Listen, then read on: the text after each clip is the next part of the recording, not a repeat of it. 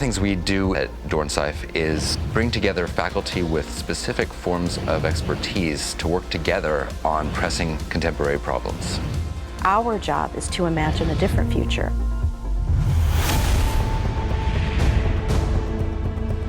Most scientists of this generation understand this is the #1 societal issue. We're going to have 1.5 degrees to 2 Celsius raise in the global planet. This is basically a pivotal moment.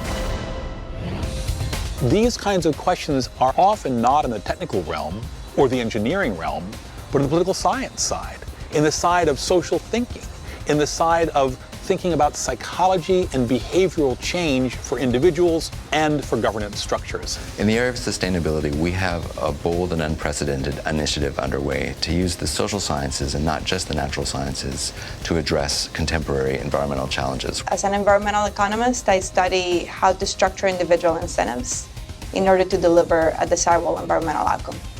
In USC Dornsife, there are a number of groups across multiple departments looking at the energy problem, from the policy side right through to thinking about entire economies based on different fuels. In my lab, for instance, we've been looking at various ways of synthesizing fuels in a carbon-neutral way.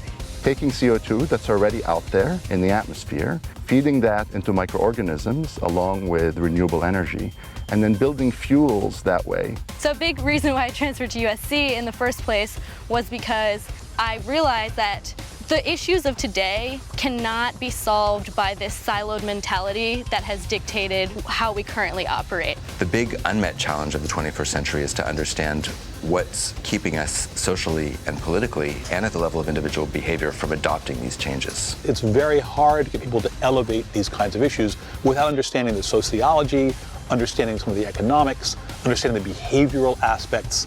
We really have no time to waste in terms of just getting right down to it and figuring out what the next solution is going to be. That's what we need to understand next, and that's what Dornsife is trying to build.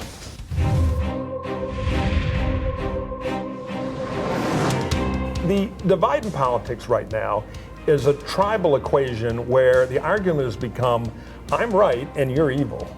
And if you're evil, I can say anything about you. Everything you say is a lie. And there are no rules anymore. Americans had a kind of common knowledge base. You could disagree with what to do about the knowledge, but people generally agreed on the facts. Today, anybody can get any message out there. One of the most pressing issues that my generation is going to have to face going forward is fostering a civil dialogue. Thomas Jefferson wanted people to be skeptical of their elected leaders, challenge them, question them. The sad thing is we've gone from this healthy Jeffersonian skepticism to a corrosive cynicism.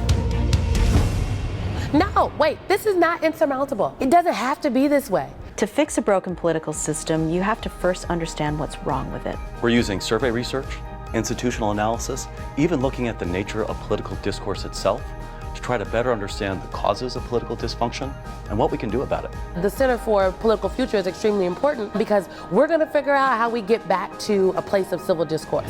To bring the scholarly resources of the academy together with leaders from the real world of politics and also have them interact with students so that you have an impact on both education and on the society beyond the university's gates. It was good news to hear about this collaboration between Michael Murphy and Bob Schramm at Dornsife. It should be very productive.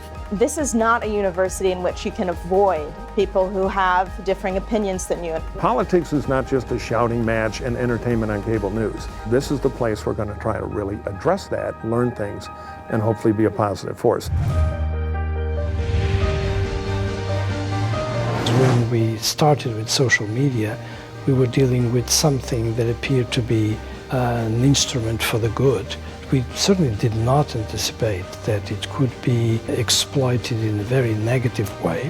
Who would have known that social media might lead to a crisis of American democracy? If we don't think more carefully about the next round of technologies, from gene editing to artificial intelligence to autonomous vehicles, we're quite likely to fall into the same trap again. If you study the history of technology and you study the way in which people have already done this, you can start to think much more creatively about the potentials of new technological forms.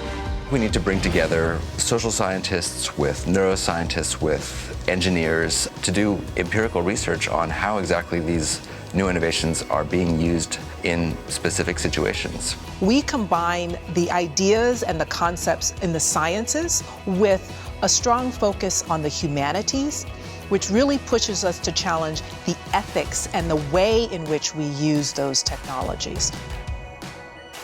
One of the wonderful things that happens here at Dornsife is that people approach the same problem differently. And when you sit around a table with people who seem to be talking about the same thing but approach it from a different angle, suddenly the same thing looks different, but it comes alive.